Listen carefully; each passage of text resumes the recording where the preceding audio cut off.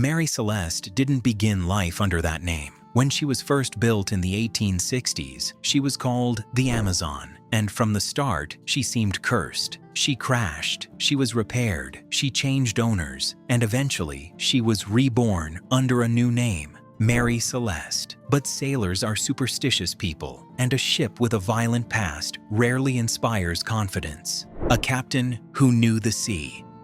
Her new owner hired a man named Captain Benjamin Briggs. Briggs was a veteran sailor whose calm judgment and strict discipline made him one of the most respected captains on the eastern coast. Unlike most captains, Briggs did not travel alone. He brought along his wife, Sarah, and their 2-year-old daughter, Sophia. The voyage began on November 5th with a crew of 7 hand-picked professionals joining the family. 10 people set sail from New York. Their destination, Genoa, Italy. The cargo they carried was 1,701 barrels of denatured alcohol. This material was highly flammable and highly unpredictable. It should have been an ordinary trip. Instead, it would be their last. The discovery, a ship frozen in time. Nearly a month later, on December 4th, 1872, another ship, the Dei Gratia, spotted something drifting across calm waters. It was a vessel, moving, but not responding. The ship's sails were partially set, while others were partially tied down, creating an eerie scene as if someone had been interrupted mid-task. The crew of the Dei Gratia called out, but there was no answer. A boarding party from the Dei Gratia climbed aboard the silent ship and immediately felt something was terribly wrong. There was no one on the ship. There were no signs of struggle. There was no damage, just silence. The Mary Celeste was completely intact, but empty. The strange clues. As the men explored the ship, they began to find unsettling details that didn't sit right with an experienced sailor. Ropes were trailing over the sides, almost as if something had been cut loose in a hurry. Hatches were left wide open, allowing seawater to creep into the lower decks. A heavy navigation instrument, a chronometer, which was normally bolted to the floor, was knocked over and its glass was smashed. A sounding rod, typically used to check the water level in the cargo hold, was found abandoned on deck. And the most chilling discovery of all was the state of the lifeboats. One of the lifeboats was gone. It hadn't been neatly taken or untied. It had been cut loose. Someone, perhaps Captain Briggs himself, had left this perfectly good ship in a hurry. The last normal morning and the Eerie hold.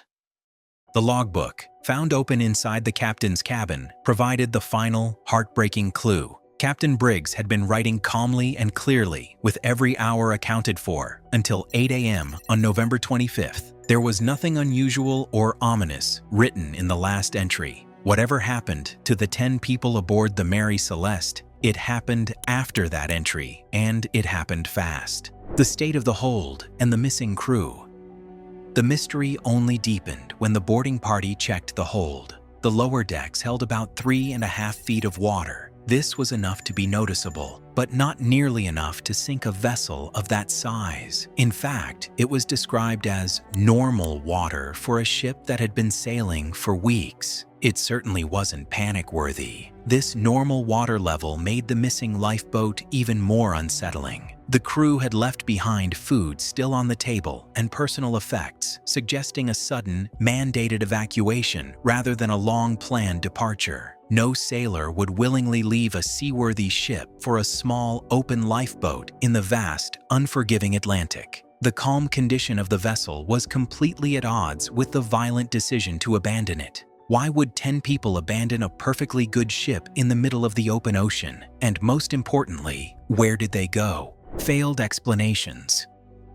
Over the years that followed, investigators, journalists, and amateur sleuths tried countless ways to force the puzzle pieces to fit. The case of the Mary Celeste quickly became one of the most famous and compelling maritime mysteries in history. Initial theories focused on external threats or natural disasters. A storm? This was quickly ruled out. Open ink bottles were found sitting upright on tables, and nothing else inside the cabin or below deck was disturbed. A true storm would have left widespread chaos. Pirates. If pirates had boarded and taken the crew, they would have also taken the ship's valuables. Yet, all valuables were untouched. Mutiny.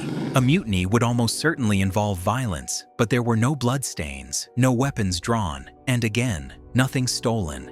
A seaquake? While possible, it was unlikely that an underwater earthquake would occur without causing significant damage or chaos to the ship's interior. Every conventional explanation that suggested a violent ending or a destructive event fell apart upon inspection. The evidence suggests it was as if the crew simply walked off the ship. The most believable theory.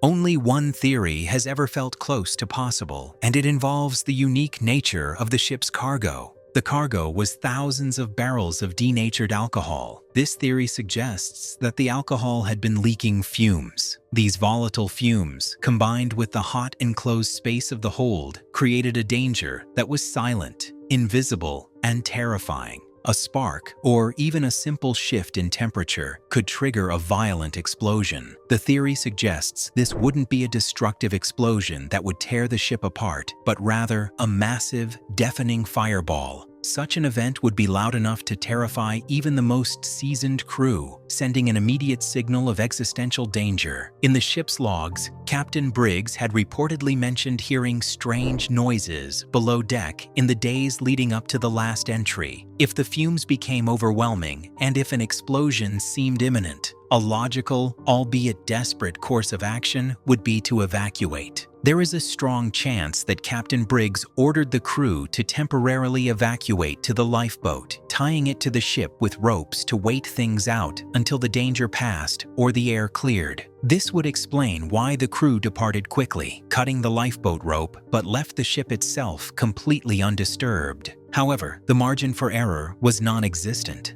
If the tow rope snapped, cut by the rolling waves, or if they misjudged the weather and a sudden swell hit, or if panic overtook reason and they drifted too far before realizing the danger had passed, they could have drifted away, helpless, never able to return to the Mary Celeste. The outcome would have been a slow, silent tragedy. The sea would have simply kept its secret. The unspoken fear. But there's another reason this mystery persists and captivates the world. It taps into something ancient, a primal fear. It is the idea of being surrounded by endless water on a ship that should be safe, and with no warning, the crew simply disappears. No answers, no remains, just a ghost ship sailing on without you.